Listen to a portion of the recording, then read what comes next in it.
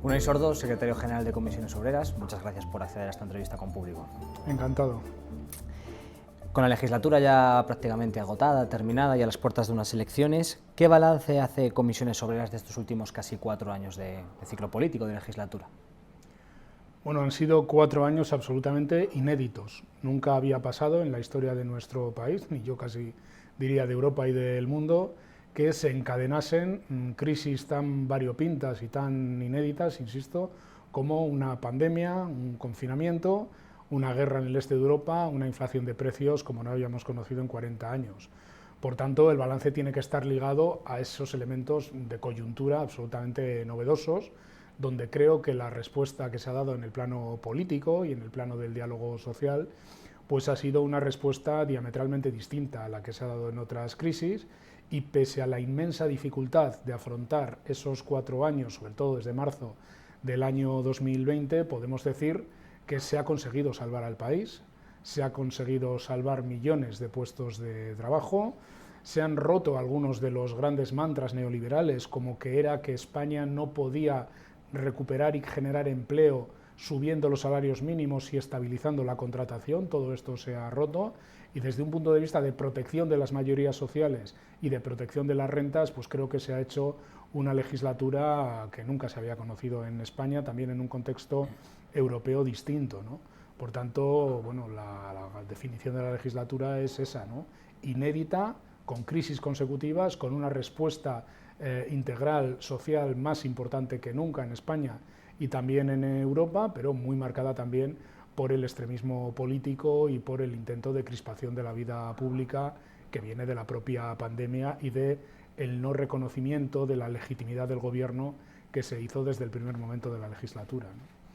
Se ha hablado también de una legislatura de la paz social, ¿no? El presidente del Gobierno incluso lo ha mencionado en varias ocasiones, ha dicho que ha sido una legislatura de paz social, en el diálogo social, y eso tiene una doble lectura, digamos, porque hay voces críticas que han apuntado a que los sindicatos mayoritarios, tanto comisiones como la UGT, bueno, pues de alguna manera han tenido una suerte de connivencia con el Gobierno, le han hecho una suerte de regalos a la patronal en los distintos acuerdos y numerosos acuerdos que ha habido en el diálogo social. Y sobre todo han señalado la falta de movilización, de protesta, ¿no? Como un síntoma de que algo iba mal. Entonces, esto yo creo, y te pregunto, que genera una duda, ¿no?, de fondo, una reflexión, que es, digamos, la protesta, la conflictividad social es un indicador de que las cosas, un indicador en sentido positivo de que las cosas van bien cuando no existe esa conflictividad social, o es un indicador negativo de que, oye, como no existe conflictividad social, esto significa que la clase trabajadora, los trabajadores están desactivados, no están a la ofensiva, no están en guardia, no están defendiendo sus derechos. Estas voces críticas, por ejemplo, ponen mucho el ejemplo de Francia, ¿no? Dicen, en Francia está todo el mundo fuera, protestando en la calle todo el día, organizando huelgas, organizando protestas, mira cómo está la salud sindical en Francia. Pero claro, la otra hoja de ¿no?, del otro filo es que en Francia se están cargando las pensiones, por ejemplo. Entonces, ¿qué piensas de esta situación, de estas críticas también? Todos los pensamientos y todas las críticas son respetables, ¿no? Pero yo creo que hay quien vive en el presente continuo, sin ningún tipo de referencialidad histórica, y, si se me apura, y sin decirlo a nivel peyorativo, en una visión absolutamente infantilista de la realidad, ¿no? En España, como en otros países, hemos atravesado una pandemia, donde a diferencia de otras crisis, en lugar de promover una suerte de despidos masivos de trabajadores y trabajadoras, se han sostenido los puestos de trabajo de 3,5 millones de personas con 40.000 millones de euros de dinero público, algo que nunca había pasado en nuestro país. ¿Convocamos una huelga general contra los ERTES? En España, en lugar de reducir las pensiones se han revalorizado en el 8,5%. ¿Convocamos una huelga general contra la revalorización de las pensiones del 8,5%? En España, por primera vez, ha habido una reforma laboral que ha reducido la temporalidad, que es, digamos, el gran problema crónico de nuestro modelo laboral, desde el 27-28% hasta el 13% en el sector privado. Convocamos una huelga general contra la reforma laboral que ha permitido recuperar derechos, estabilidad en la contratación y equilibrios en la negociación colectiva. Estamos locos. En Francia ha habido movilizaciones porque hay un proyecto de alargamiento de la vida laboral de las personas para que se retrase la edad de jubilación, que no tiene nada que ver con una situación como la española, donde lo que hemos conseguido es que las pensiones revaloricen en función de la inflación. Cuando ha habido un incremento de la inflación y los salarios se han deteriorado, los sindicatos hemos planteado una estrategia de salario o conflicto. Yo no necesito que venga alguien a decirme en qué sector los trabajadores y las trabajadoras han querido convocar huelgas por sus salarios y los sindicatos no hemos estado impulsando esas huelgas, apoyando a los trabajadores, organizando a los trabajadores y las trabajadoras, hasta el punto que hoy en día ya los salarios están creciendo por encima de la inflación, también porque ha bajado la inflación. Por tanto, hay que hacer un análisis comparativo de las cosas. No ha habido un proceso de movilizaciones generales porque se han protegido las rentas de 17 millones de personas a través de acuerdos que hemos suscrito los sindicatos. Y evidentemente allí donde los trabajadores y las trabajadoras en las firmas, en las negociaciones de sus convenios se han querido movilizar, esas movilizaciones las hemos impulsado también, lógicamente, en este caso comisiones obreras, claro, cuando la gente quiere movilizarse, ¿no? Por tanto, creo que son críticas absolutamente infantiles y que no tienen en cuenta que esta crisis se ha afrontado y se ha resuelto en términos muy distintos a cualquiera de las crisis económicas precedentes en España, ¿no? Comisiones termina esta legislatura no firmando un acuerdo, que es la oferta de empleo público, pero durante la legislatura se han firmado casi una veintena de acuerdos en los que, por supuesto, comisiones ha estado. ¿Teme que una mayoría, un gobierno del Partido Popular y de Vox termine o lamine esta producción legislativa que ha tenido el diálogo social en estos últimos 3 años y medio, 4 años? Hombre, yo para empezar temo que incluso se cuestione la instancia del diálogo social, de la concertación social. El diálogo social se ancla en que los sindicatos tenemos una representación que nos dan los trabajadores y las trabajadoras a través de las urnas, en las elecciones sindicales, y se ancla en una legislación y en el propio título preliminar de la Constitución que nos mandata a ejercer el derecho de representación de los intereses que representamos. Por tanto, el diálogo social es un espacio de cualificación democrática. Claro, cuando vemos que el Partido Popular y Vox, por ejemplo, en Castilla y León, llegan a un acuerdo de gobierno y lo primero que hacen es dinamitar no tal o cual acuerdo, sino el propio espacio, el propio espectro del diálogo social, por tanto, incumpliendo la Constitución, incumpliendo las normas y haciendo una visión absolutamente restrictiva de lo que es una democracia, pues claro que tememos que se pueda poner en solfa ese espacio, como digo, de diálogo, de concertación democrática, que eso y no otra cosa es el diálogo social. Y a partir de ahí, claro que están en cuestión muchos de los logros que se han conseguido en estos años, porque esta confluencia de derechas y de extremas derechas en este momento es un elemento muy disruptivo en la normalidad democrática, no solo en España, sino en otros países de Europa y del mundo, como Estados Unidos o como Brasil, ¿no? Dicho esto, hay que esperar a las elecciones, yo no doy por descontado ese escenario, pero claro que hay una nueva derecha que pivota mucho en torno a Vox, pero que no es solo Vox, que claro que pone en cuestión pues, los derechos básicos de igualdad, los derechos laborales básicos y los principios democráticos más fundamentales, donde los sindicatos tenemos un papel yo creo que muy determinante. Claro, hemos visto a Abascal en distintos espacios atacar a los sindicatos, llamarles organizaciones criminales, pero en Castilla y León tenemos el primer ejemplo concreto de un gobierno donde Partido Popular y Vox tienen una alianza, tienen departamentos y donde han suprimido el servicio público de mediación laboral, el SERLA, y donde les han retirado la asignación constitucional. ¿Qué implicaría esto a nivel estatal? Bueno, yo lo primero aclararía que en efecto en Castilla y León el personaje que lleva la Consejería de Empleo y de Industria es un sujeto que está en Vox, pero el gobierno lo lidera un señor que es del Partido Popular. Por tanto, ojo con pensar que el problema solo está en Vox, está en un personaje también como es Mañueco, que ha transigido con las propuestas más radicales de una banda de absolutos ineficaces y de absolutos inútiles en el ejercicio de la función pública, como son los personajes que tiene Vox en Castilla y León. Digo porque si no, parece que aquí solo son unos, y no, es el gobierno de Castilla y León. Yo creo que hay que hacer una anotación al hilo de lo que planteas, ¿no? Son ataques a la libertad sindical, son ataques al marco del diálogo social, pero son ataques incluso al más mínimo de los sentidos comunes.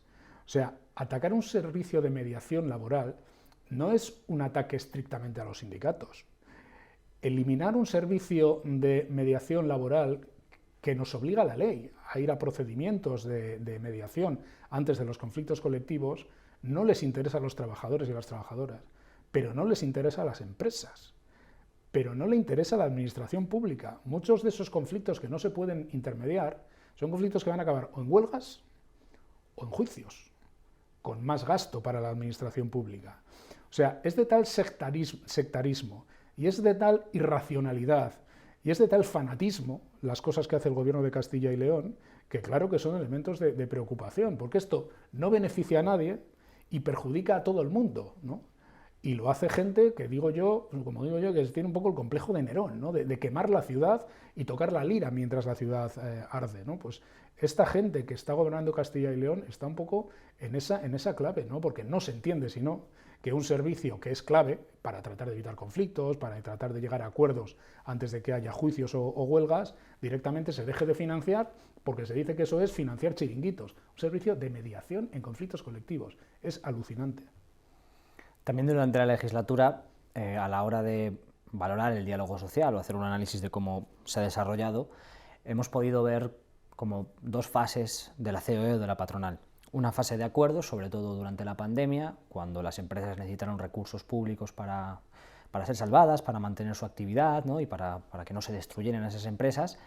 Y, digamos, la parte final, si lo queremos llamar, de la legislatura, donde la patronal se enrocaba más en los acuerdos. En esa primera parte los acuerdos salieron de una forma siempre complicada, pero terminaban saliendo. Sin embargo, sí que ha habido acuerdos en los que en esta segunda parte la patronal se ha descolgado, donde ha habido enrocamientos. El estatuto del becario quizás sea la última gran, ¿no?, negociación, pero ha habido otros ejemplos. En ese momento se le achacó a la patronal que podía estar de alguna manera presionada o atenazada también por la derecha política, por el Partido Popular y por Vox. ¿Cree usted que esto es así y que esto se puede si el Partido Popular y Vox conforman un gobierno a nivel estatal, puede ser más grave todavía esta cerrazón de la patronal? ¿O simplemente es que la patronal también, digamos, cuando el conservadurismo, la reacción, la derecha está más fuerte, está más cómoda en sus posiciones? Bueno, yo, coincidiendo que ha habido esas dos fases en la legislatura, pero viendo ya el recorrido total después del acuerdo de los salarios que alcanzamos en el mes de mayo, yo creo que hay que hacer una lectura calmada de la posición que ha tenido COE, porque yo creo que hay que ponerla en valor. Es cierto que los acuerdos sobre los ERTEs eran acuerdos que objetivamente beneficiaban muchísimo a las empresas y era lo propio que COE facilitara esos acuerdos, entre otras cosas porque han servido para sufragar los costes salariales y de seguridad social de 500.000 de empresas, que se dice rápido. Entonces, hasta ese punto era comprensible. Es verdad que sacamos también otros acuerdos importantes, estoy pensando en la ley Rider o en el teletrabajo, e incluso la primera fase de las pensiones. No olvidemos que la revalorización de las pensiones con el IPC viene de un primer acuerdo en pensiones donde está COE. Y yo creo que todo eso hay que ponerlo en valor, ¿no? Luego yo sí creo que ha habido elementos de presión política, estoy seguro. Pero es verdad que son elementos de presión política que no han conseguido que COE se tirara al monte. Si no, no hubiéramos llegado al acuerdo salarial. Y yo creo que esto tiene que ver porque hay una parte del empresariado español que tiene una cierta perspectiva estratégica de las posibilidades que en este momento tiene este país. En este país, si se desarrolla convenientemente todo lo que es la transformación digital y todo lo que es la transformación del modelo de dependencia energética que hoy en día tenemos, la inversión pública va a jugar un papel determinante en el impulso de la inversión privada y en la transformación de la economía española. Y no todo el empresariado español es un empresariado rentista, que está pensando en concursos públicos, que está pensando en la parte más chabacana de la economía, de pagar cuanto menos posible, de precarizar cuanto más el empleo. Yo creo que todo el empresariado español no es exactamente igual y por tanto yo creo que ha habido una cierta tensión en cómo se situaba COE en este momento, ¿no? Pero yo creo que el acuerdo salarial, blindar la negociación colectiva de los vaivenes políticos es una decisión inteligente por parte de COE, creo que es una decisión madura. Y creo que el hecho de que estén defendiendo la integridad de la reforma laboral no es un tema menor. No es un tema menor. Yo no soy ingenuo y sé que si hay un gobierno que cambia radicalmente su ideología y su forma de entender cómo tiene que ser España, cómo tienen que competir las empresas españolas, una parte del empresariado español se va a apuntar a ese carro de desregulación, de empobrecimiento salarial, de volver a precarizar el empleo, se va a apuntar, vamos, no sé cómo decirlo, con clarines y timbales, ¿no? Pero creo que si somos justos hay que reconocer que COE ha sido corresponsable en buena parte de esta legislatura, ¿no? Y creo que esta es una lectura que también tendría que hacer la izquierda, porque quiere decir que lejos de lo que se quiere expresar, de que este sea un gobierno ultra radical, ultra ideologizado, este gobierno ha sido capaz, en el marco del diálogo social, de plantear medidas situadas muy en la centralidad, que no es el centro, es la centralidad de lo que necesita la economía en el futuro, que es muy distinto a lo que necesitaba la vieja economía española, que compite en base, como digo, a precarizar el empleo y a los bajos salarios, ¿no? Yo creo que no todo el empresariado está estrictamente en esa posición, y se ha notado en la posición de COE, que creo que en cierto modo se ha blindado de las presiones políticas que las ha tenido. Hablaba de la reforma laboral. Entre otras cuestiones, la reforma laboral, por ejemplo, recupera la ultraactividad, recupera la prevalencia del convenio del sector, que son dos elementos importantes a la hora de que los trabajadores vivan situaciones de retrocesos en sus derechos laborales, ¿no? Con esa recuperación parcial de derechos que ha tenido la reforma laboral, ¿están los trabajadores y están las organizaciones sindicales en, digamos, disposición de defenderse ante un eventual ciclo de retroceso de esos derechos? Es decir, si ahora vienen mal dadas, en esta legislatura se han puesto las bases para tener un fortín, para tener una defensa ante esos ataques, y que no vuelva a suceder lo que pasó en el año 2000, del 2010 al 2014. Esta pregunta que haces es muy interesante, porque yo creo que a veces lo que nos pasa es que los logros que conseguimos no se ponen lo suficientemente en valor porque no se pueden comparar con qué hubiera pasado si esos logros no se hubieran conseguido. Pongo un ejemplo mirando hacia atrás y luego contesto exactamente mirando hacia adelante. ¿Qué hubiera pasado en España si los convenios colectivos hubieran perdido su vigencia, porque tuviéramos el anterior esquema de ultraactividad de la reforma de Rajoy, en un momento en que la inflación estaba situada prácticamente en el 11%, lo cual hacía prácticamente imposible cerrar convenios colectivos que no supusieran una enorme pérdida de poder adquisitivo, y por tanto se ha bloqueado una buena parte de la negociación de los convenios colectivos. Un convenio colectivo bloqueado con la anterior legislación pierde la vigencia de sus derechos. Un convenio colectivo bloqueado con la actual legislación no pierde la vigencia de los derechos. Es verdad que no se revaloriza el salario, pero el conjunto de derechos del convenio se mantiene, con lo cual, bueno, pues la situación hubiera sido infinitamente más delicada si no llegamos a poner en pie la reforma laboral. A partir de ahí, claro que los pasos dados nos sitúan mejor ante un eventual cambio de ciclo político. Entre otras cosas, no es menor que el propio presidente del Partido Popular se ha visto forzado a decir que no tiene mucha intención de tocar la reforma laboral. ¿Luego lo hará? ¿No lo hará si es presidente del gobierno? Pues yo no lo sé, yo no me fío, pero no lo sé. Pero no es tema menor que haya dicho que no tiene intención de tocarla. No tiene intención de tocarla porque de repente se ha vuelto un fan de eliminar el contrato de obra o servicio y de que los contratos sean indefinidos. Evidentemente no. Se ha vuelto cambia la posición porque es delicado tocar lo que funciona.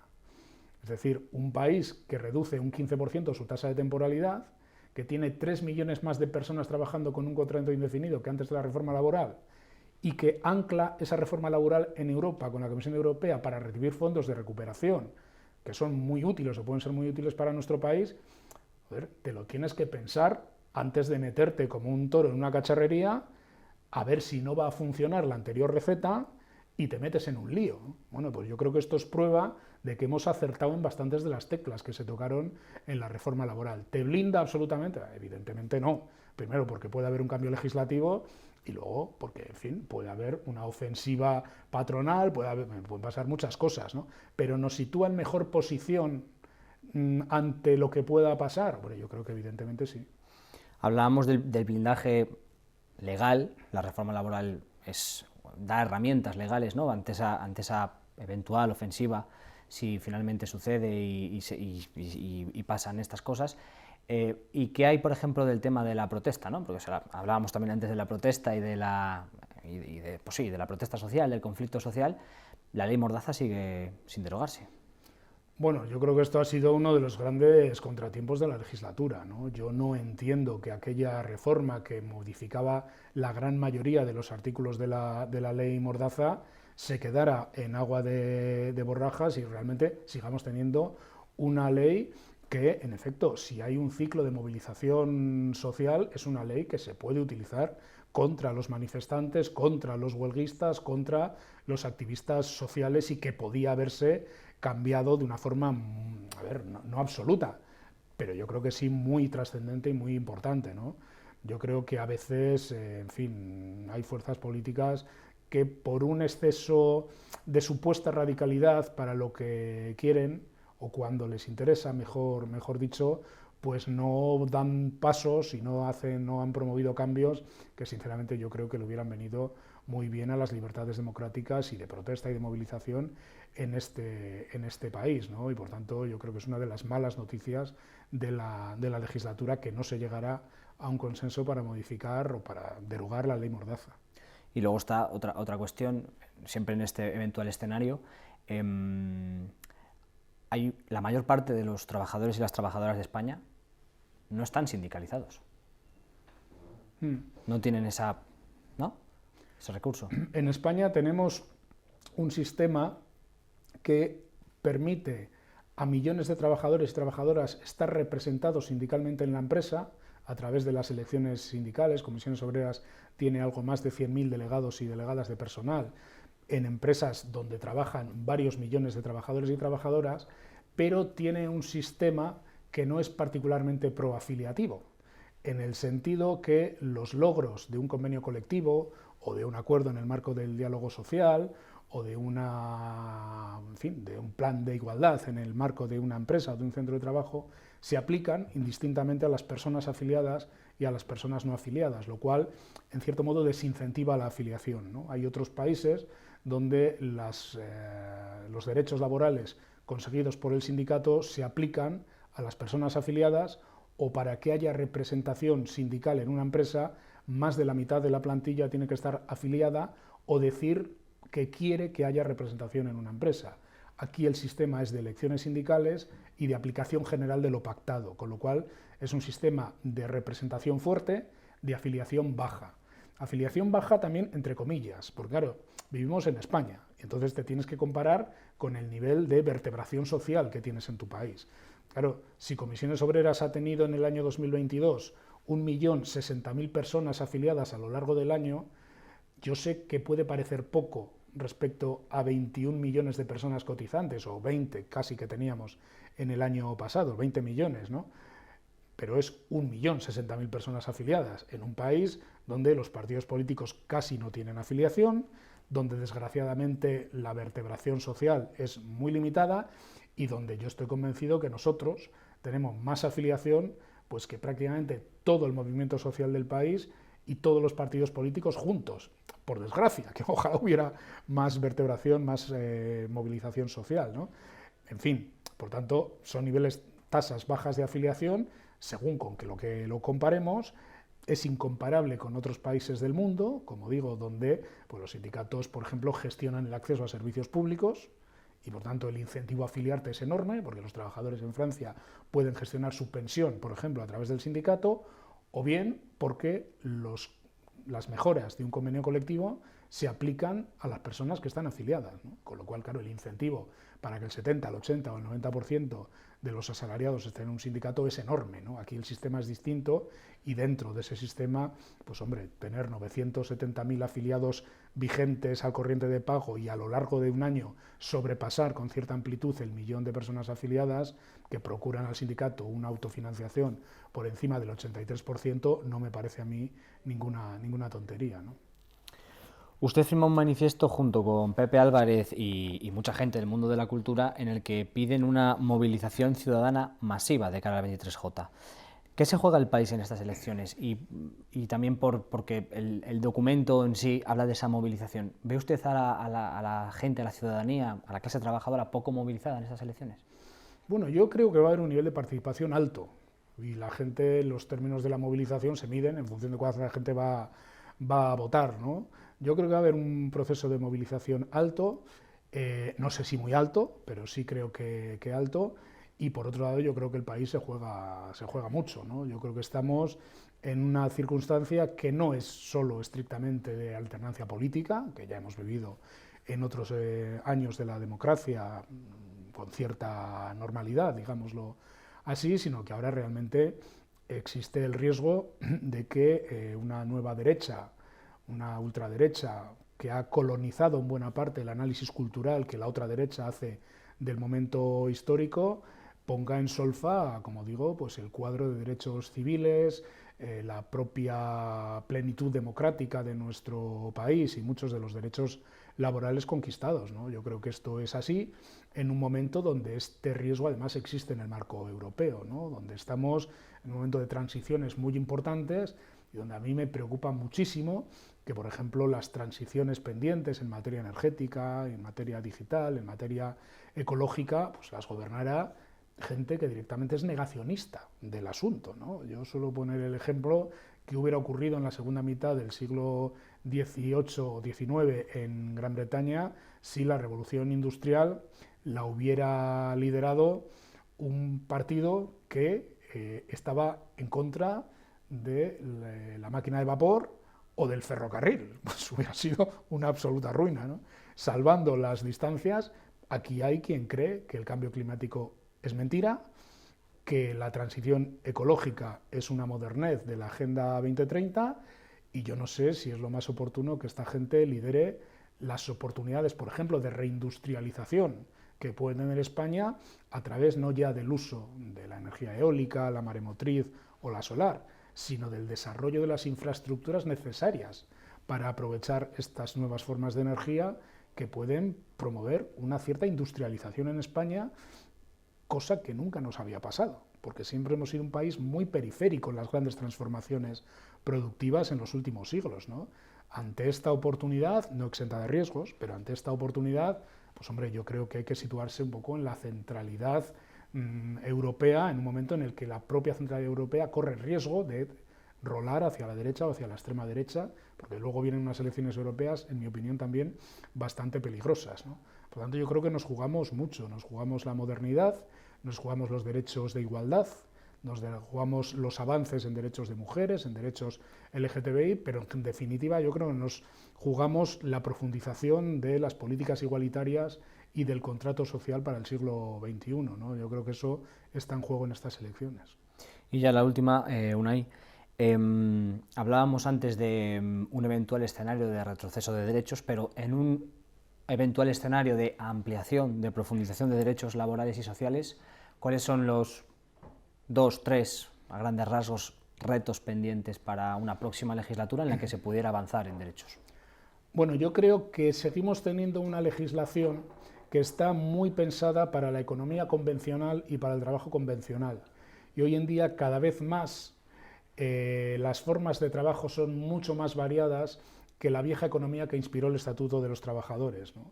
Yo creo que ahora necesitaremos un nuevo Estatuto del Trabajo, no sé si nuevo, es decir, no es empezar de cero, ni mucho menos, pero sí que interpretara y regulara mejor todas las nuevas formas de producción, donde el trabajo autónomo, donde la empresa descentralizada y la responsabilidad entre las distintas empresas que operan en los procesos productivos hay que definirlos de otra manera. Es decir, yo creo que ahí hay una transformación legal pendiente. Hemos dado un pequeño paso con la ley Rider, por ejemplo, es decir, el reconocimiento de la presunción de laboralidad para los riders y el reconocimiento del derecho a los representantes de estos trabajadores de que hacen a los algoritmos, a la información sobre los algoritmos que van a determinar las condiciones de trabajo en el futuro. Ya no van a venir en una pizarrita y en un cuadrante que un encargado ponga, sino que van a ser datos que se extraen a través de la inteligencia artificial y que determinan cómo se trabaja, cómo y cuándo se entra a trabajar, cuándo se para, con qué ritmos, con qué productividad, con qué salario. Acceder a cómo se definen estos algoritmos es un paso muy incipiente, muy importante, pero que es un poco el ejemplo que quiero poner para ser conscientes de que hay que regular realidades nuevas, ¿no? Yo creo que este sería el gran elemento central. Y luego, yendo a cosas un poco más prosaicas, yo creo que en España hay que profundizar en algo que hemos empezado esta legislatura, a través del diálogo social, pero que hay que ver el recorrido que tiene. Me estoy refiriendo a sustituir la vieja dinámica del contrato temporal y el despido por las fórmulas de adaptación de la jornada a los cambios de ciclo económico para evitar despidos. Se hizo con los ERTE, salvaron 3 millones y pico de puestos de trabajo, se pueden articular con la actual legislación a través de los ERTE y de los mecanismos RED, pero yo echo en falta regular de otra manera el despido, porque creo que si en España sigue siendo más beneficioso, si se sigue incentivando, si sigue siendo más, le sigue saliendo más a cuenta a la empresa despedir que buscar fórmulas alternativas ante los problemas, ante una eventual crisis cuando llegue, cuando pueda llegar, creo que puede volver a haber una inercia, una dinámica de despido. Por tanto, habría que tapar la vía del despido, no diré prohibir el despido, pero sí desincentivarla y favorecer fórmulas alternativas de adaptación del tiempo del tiempo de trabajo, ¿no? Y la tercera transformación tiene que ver precisamente con la distribución del tiempo de trabajo. Yo creo que no es solo la reducción de la jornada laboral, que también, no es solo la posibilidad de instaurar la jornada de 4 días, que en muchos casos también se debe intentar, sino la definición de cómo se distribuye el tiempo de trabajo. Hoy, para una persona trabajadora en muchos sectores, no es tan importante tener una jornada de 39 o 37 horas como tener posibilidad de definir cómo se va a organizar esa jornada. Hay una frase que he visto por ahí, que no sé si es de algún partido o es de algún que lo ha ideado en un mural, no sé dónde, esto que te vean más tus hijos y tus hijas que tus jefes, ¿no? Esto me parece un principio bastante importante, pero esto no se basa solo en el volumen de horas, sino en la distribución del tiempo de trabajo. Porque si tus hijos o tus hijas te ven, pero te ven adosado a un móvil porque resulta que no puedes desconectar digitalmente en las 24 horas del día, pues hemos hecho un pan como unas hostias, ¿no? Yo, si tuviera que situar 3 elementos, serían esos. Uno, el global, de una nueva concepción del trabajo, que ya no es solo trabajo convencional, industrial, en la empresa fordista, es mucho más diverso. Otro, todo lo que tiene que ver con sustituir esa vieja dinámica, contrato precario, despido, por fórmulas de adaptación de tiempo de trabajo. Y una tercera, cómo se distribuyen. He hablado del tiempo de trabajo, pero serían en general las condiciones de trabajo, ¿no? Pero sobre todo también los tiempos de trabajo, y ahí es fundamental el fortalecimiento de la organización, ¿no? De los trabajadores y las trabajadoras, porque uno a uno con el jefe no vale. Esto va de abordar estos retos de forma colectiva. Muy bien, pues muchas gracias, Unai. Vale, a vosotros.